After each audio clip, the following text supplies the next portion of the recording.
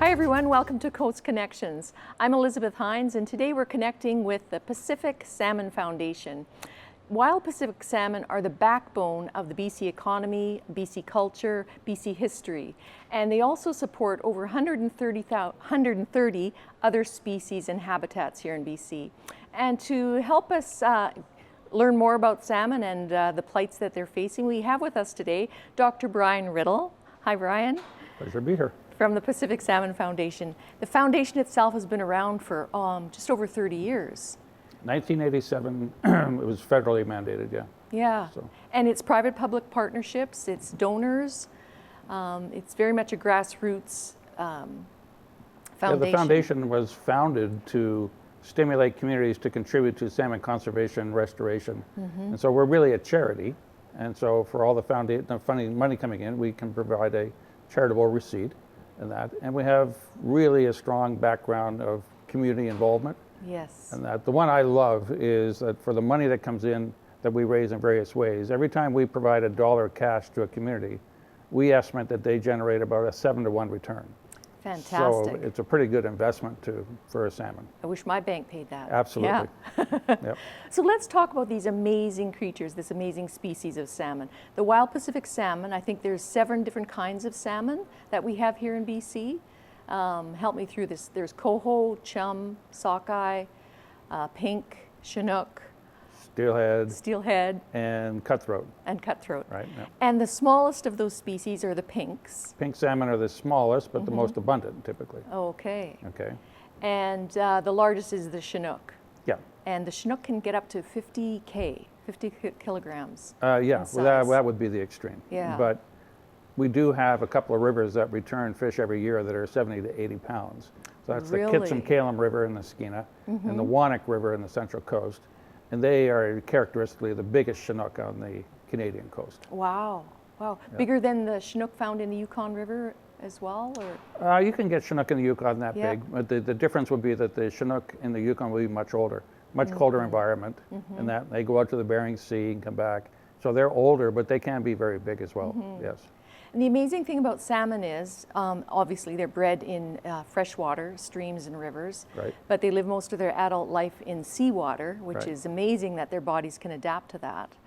And the migration patterns, like they go out to sea as small fry or young. We call them smolts when they go out to Smolts, sea. It's okay. a stage of their life cycle. They all go through it. And basically smoltification is the process where they physiologically, instead of actually bringing in salt in freshwater, they learn to excrete salt in saltwater. That's amazing. Right? So they completely reverse their physiology in order to do this. That's astounding. I Yeah. don't think there's any other species on the planet that does that. Well, any fish that does it, any anadromous fish, like white sturgeon in the Fraser River, they're thought of as a freshwater fish, but they do go out to sea and rear in the Strait of Georgia, and that. So others can do it, but it's not that common. Yeah. So, Brian, what would be the life cycle then, from the time the fish is hatched in the freshwater Right. out to sea? Does it depend on the species, 3, 4, 5 very years? Much. Yeah. No, you have pink salmon, so those are the smallest, but they're the smallest because they mature as age 2 fish. And there's no variation. Every pink salmon that comes back is 2 years old. And so we even talk about even year and odd year pink salmon. Okay. We only have odd year salmon in the Fraser River, which is one of the great mysteries on our coast, because why don't we have even year pink salmon? I do not know the answer, right? Various people have speculated on it, nothing's really ever held up.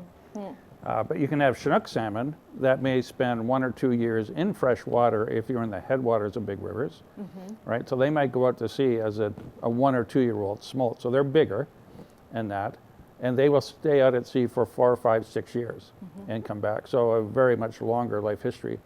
And steelhead are the most complicated because they can spend multiple years in fresh water, then they'll decide to go out to sea. And they may only go out to sea for a year, or they may stay out for 4 or 5 years. And the fascinating thing with steelhead is they will repeat spawn. So whereas the 5 Pacific salmon, the pink, chum, sockeye, Chinook salmon, and coho, they all die after spawning. So biologically, we call that simulparis. But cutthroat trout and steelhead won't. They will repeat spawn. They'll go back out to sea, redevelop, silver up, grow, mature again, and come back. And how old would they get to be then in their life Some of the cycle? biggest steelhead we have like this would be 8 and 9 years old up in the Skeena. Wow. And they typically, in the past, they would have come back up to 3 or 4 times, maturing like that. Very rarely we see it past once repeat spawning or twice at the most now. Fascinating. Yeah, no, they are fascinating. Yeah. So Yeah. they swim out into the ocean. They're out there for a few years. They swim back. And on the return journey, which can be up to 3,000 kilometers, all the way up to the one end of the Fraser to the other, because they go back to where they were spawned. That's the amazing part. They go back That's- literally to the stream that they were spawned That's in. amazing. Right? So how do they find their way? Like, it's not like they're going up with periscopes looking at the geography. Yeah. How does a salmon find its way back to the stream where it was born? That's, to be What's honest, that? not really well known Yeah. the whole way out. It's what they call imprinting or orientation as well. So the animal is accumulating information as it's migrating out to sea as well. So they're coming from a home stream, and they will have a memory then of what we think are the smells, right? The olfactory cues they talk about. Right. But when you're out in the middle of the Pacific Ocean, there is no olfactory cue. And that's when we talk about celestial orientation, right? So in some way, or maybe it's magnetic. We don't really Yes. know exactly how important these things are. But they will come back, and it's amazing how consistent. When they come off the ocean, they'll hit a particular area we call about head of land or something, and then they'll come down specific migration paths. And the thing that's most amazing to me is they do this, once they mature, they come back in very characteristic run timings. And the average run timing in a population doesn't vary by more than about a week. I mean, it's incredibly consistent between generations. So they're very, very tightly keyed into their environment. That's incredible. Yeah. I like the idea of celestial navigation as well. Like, Yeah. who knows where they're getting their GPS? You know, Well, I mean, birds are the same sort of quandary, right? I mean, Exactly. there's lots of information there that we just don't really fully understand. Yeah, it's part of the magic and part of the mystery, and part of the reason why we want to preserve these amazing species. Yeah, that's right. Now, they can travel, when they're out in the ocean, they can go 18 to 34 kilometers a day, but when they're coming back into fresh water, they'll go up to 50K a day upstream, Yeah. and they're not feeding. When they're returning, they're not feeding, they're only feeding when they're in the oceans. In the ocean. And that's incredible because they're traveling almost halfway across Canada, upstream through ladders, waterfalls, all that, without any food. So why aren't they eating? Well, they build up the lipid supply when they're in the ocean. So if you get the very first salmon coming in the spring, Yeah. you'll find there that they have very high lipid contents in that. And a lot of the First Nation groups, so that's why it was so important to have access to the first salmon, right? Not the first to their community, but the first seasonal salmon, because after a long winter, that lipid intake and building your system up again is really important. All that good fat. All that good Yeah, fat, yeah. right? And it's amazingly how tightly keyed that is to the distance of migration they're going to go. So the fattiest salmon coming in are the Yukon Chinook, because the Yukon Chinook will migrate 3,200 kilometers from the mouth of the Yukon up to about Teslin Lake. Right now in BC, the longest migration we have is in the Fraser, but that's only about 1,800 kilometers. Only right? So if you 1,800. well, if you go right up to Tejon, Yeah. then that's 1,800 kilometers Yeah. in the river. All right, that's a small distance compared to 3,200 It in the Yukon. is. Yes. That's So, incredible. yeah. And is there a difference in the taste of the fish? The Chinook that are in the Fraser, the Chinook that are in the Yukon? You know, I wouldn't say there's a difference in taste. There's a difference in texture for sure because of the oil content, and that. And I suppose some people would say there's definitely a difference in taste as you get later into the season, not at the Right. very beginning. Yeah. And that, and particularly some that, if you're going a long way upriver, then you're using up your lipids as you go. And a really interesting example this year in the Adams River, which is a 400-kilometer migration from the mouth of the Fraser up to the Adams River above Kamloops. Yeah. And those are the famous dominant four-year sockeye that come back. So there were chefs up there cooking fish taken in Kamloops Lake, and they were excellent. Everybody loved them. All right, now that's a relatively short migration compared to others we're talking about, but they maintain their quality for a long way upriver and that. But what tends to happen is that in long distance migrations, once they mature and they're really starting to spawn, then they will break down fairly quickly. Because once they're in fresh water, they're on a watch. They're basically dying as they go, Right. right? Because Yeah. it's over. That's not the case in steelhead and cutthroat, though. All right. Now, cutthroat don't go a long distance, but steelhead can do a pretty good swim. Yeah. And you raise a good point. They're spawning, they're dying along the riverbeds, and that is such an important process because it's supporting all these other habitats, plants, animals, birds, all the way along these mighty rivers and estuaries and the Salish Sea.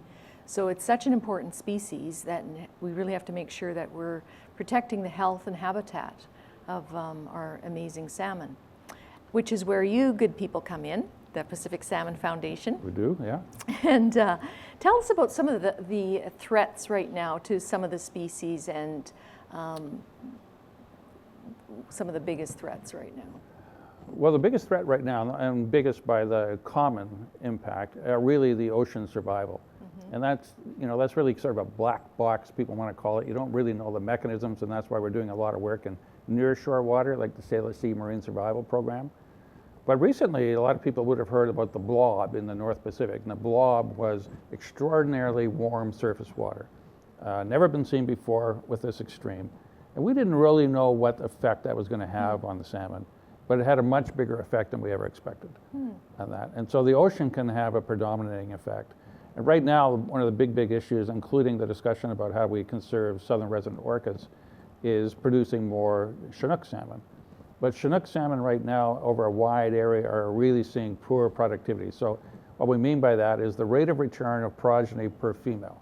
Okay. So it's a rate of production, right? Not an abundance or a count, but it's the rate of production you have. Yeah. And that's the critical value to know, because that also determines how hard you should allow fisheries to operate at.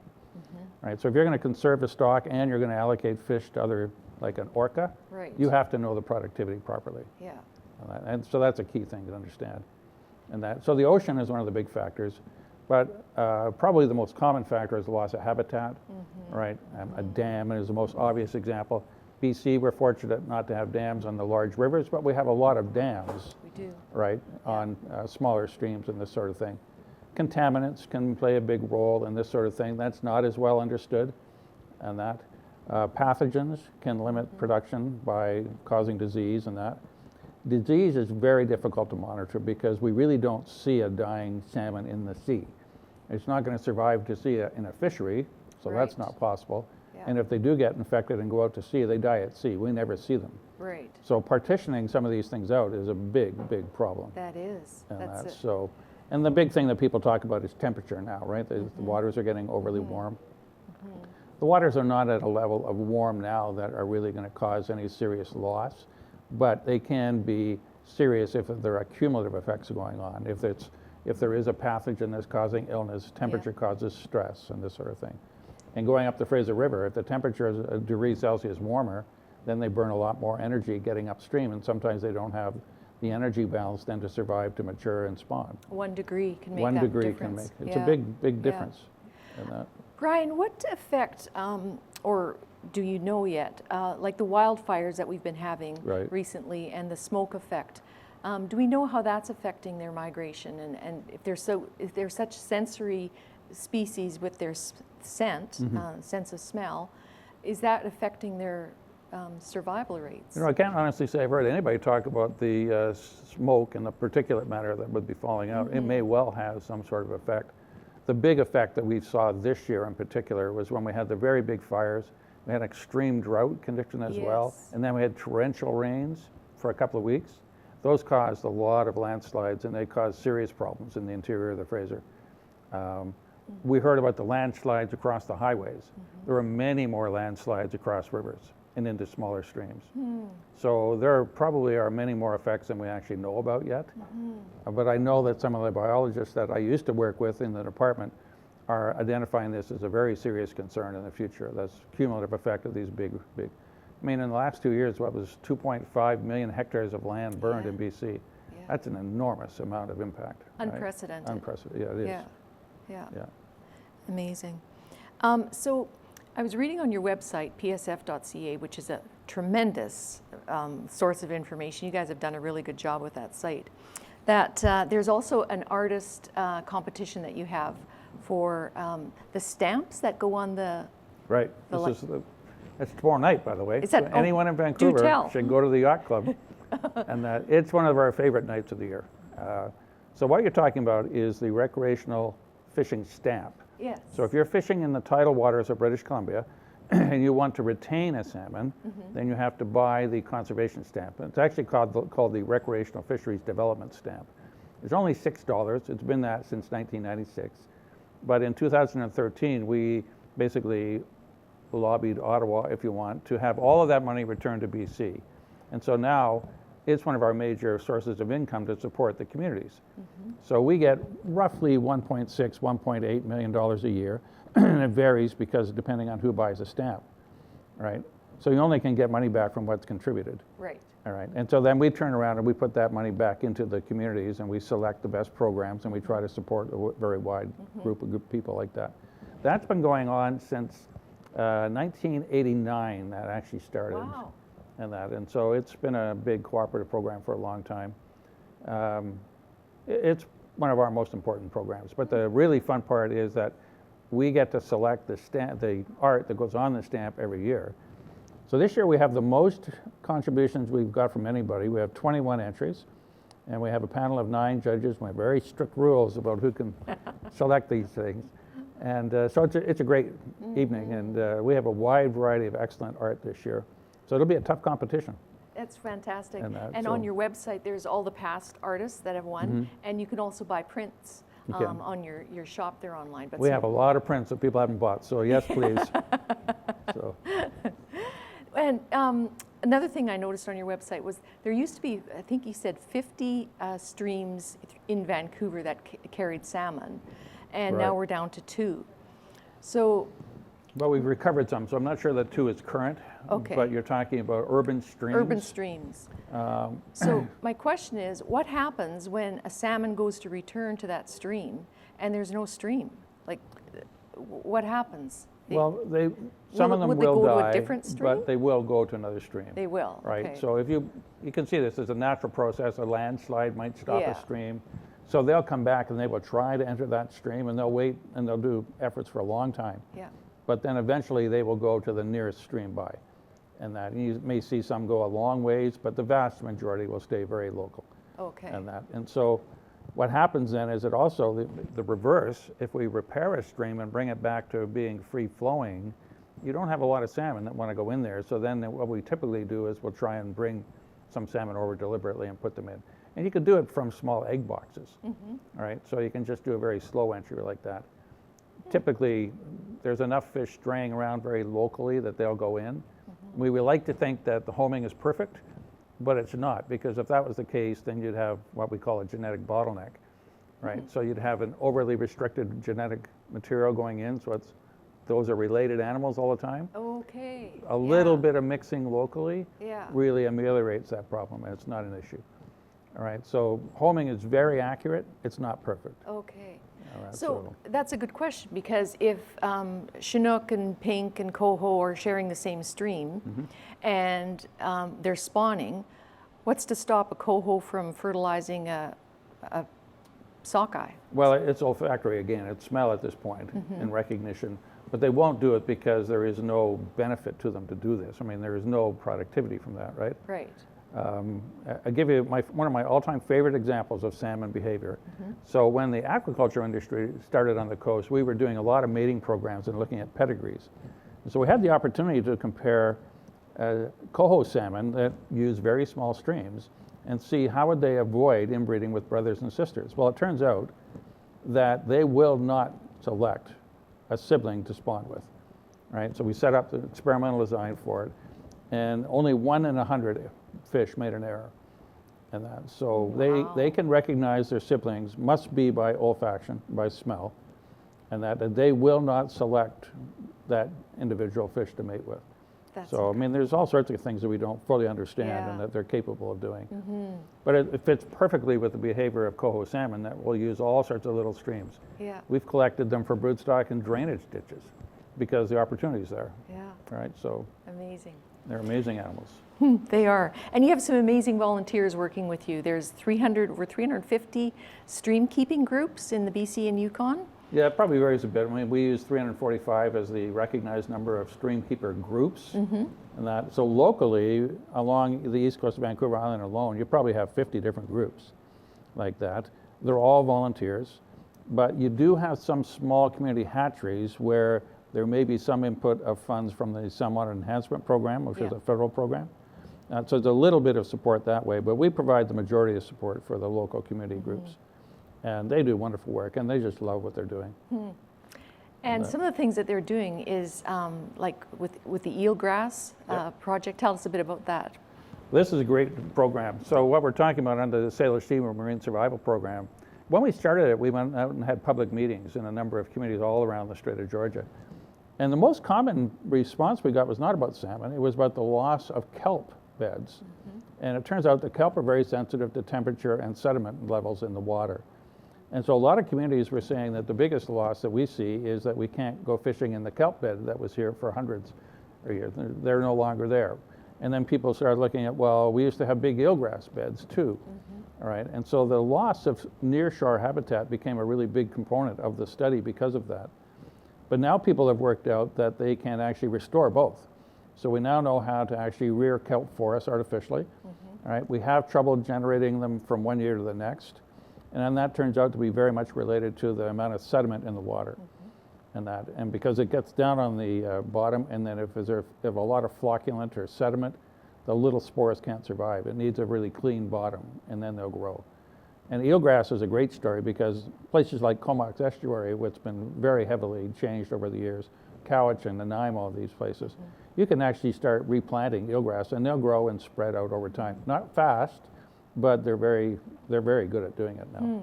There's all sorts of groups along the East Coast that are doing that now. That's fantastic.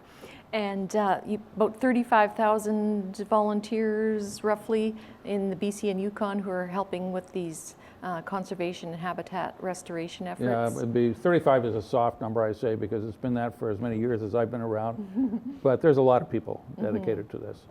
We never really have done as much in the Yukon. All right, and so actually we are making a deliberate move to get up there because Chinook in the Yukon has been critical to the First Nation peoples up there for thousands of years. And they're in very bad shape. They actually voluntarily stop fishing. I call them one of the biggest conservation problems we have in Canada for salmon. And so we actually are having a workshop in a couple of weeks up there, and it's all about how to work together to restore Chinook salmon. And so it's not a very good story because those people were totally dependent on Chinook salmon, and then chum is second, but Chinook is the principal food. Yeah. Wow. So what are some of the things that you're going to be addressing with them? Eelgrass restoration? No, not in the Yukon. Not in the Yukon, no. The Yukon, no, is all fresh water. Yeah. And so it's habitat quality. A lot of it is access, making sure that they get through the fisheries through the state of Alaska, get into Canada to start with. Then you'll have to control the fishing. It's a very, very complicated life history up there because they have very severe winters, of course. Yes. Right, and so the ecology of salmon changes totally in the winter. All right, because they can't be in the water column when it turns to what's called frazzle ice. Ice forms on the bottom, and then it lifts through the water column. Right, so they have to be out of that water column when it gets to a certain temperature, and they know this. So they'll go to deep pools, and they'll stay there until the ice forms, and then they're able to move around again. So it's very, very difficult to track them up there. But we can do it now with radio tags and things like this.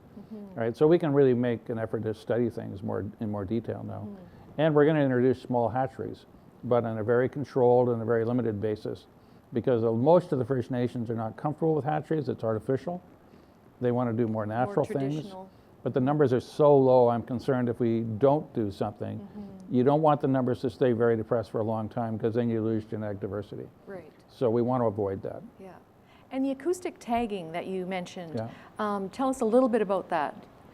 Well, there's lots of different tagging. Acoustic tagging is very common here in BC because we use it in the Strait of Georgia. So it's a fairly big tag. And so they're really the determination of what you can use it in is determined by the battery size. But the technology is that it is an active tag. It sends out a signal, right? And so you need receivers anchored to the bottom. And then when you put them in lines, which we call acoustic arrays, and then every time a fish goes through with the signal, we can pick it up. So we can measure things like migration rate, migration patterns, survival through space, and that. So it's been very, really important to see using Fraser sockeye as a model. And we've tried it in some other species. Sockeye is the biggest one that we've used. All right, but then there's little pit tags, which are very, very small glass beads almost. You can inject, and they're very, very useful for us because they do not carry a battery. They carry only a little capacitor chip. And so they never send a signal unless you activate it with an antenna. And so we can actually put antenna beds across the bottom of rivers. And so a fish that swims across, his battery is charged, discharges instantly, we get the reception, and then it goes on. So we never have to handle them again. That's amazing. Yeah, no, so there's all sorts of technology like this Yeah. now. Wow. You really are on the leading edge, Brian, with the work that you're doing with science, technology, with volunteers, with First Nations, and recreational fishers as well. There's fishing derbies that the PSF has. What's the biggest fish you ever caught, Brian? Oh, that's embarrassing. 29 pounds. Of course, the target with salmon is the big fish. It's called a tai, is 30 pounds. And I've never made it. I've caught 2 at 29, which I might try to stretch a bit for length, but that's not the criteria. Well, I wish you good luck on that. Yeah, thank you. One I of think those, I need it. one of those returning Chinooks is going to land in your boat one of these days. Well, I'm we're sure. working up in the Wannock River now, so there is hope. So, Brian, thank you so much for the work that you and your team and team of volunteers are doing here in BC and the Yukon to help these amazing salmon recover and prosper. And we just are really grateful for the work that you're doing. And we also want to remind viewers about the donor dinners that you're having here on the island. November 24th is Nanaimo. And Right. there's Comox and Victoria and a few other places. But all the information is on your website at psf.ca. Right, thank you. So thank you, wish you all the best, and thanks for everything that you're doing as the my pleasure. BC's leading salmon crusader. Appreciate Thank it. you. And thanks for joining us, and we'll see you next time on Coast Connections. Happy fishing.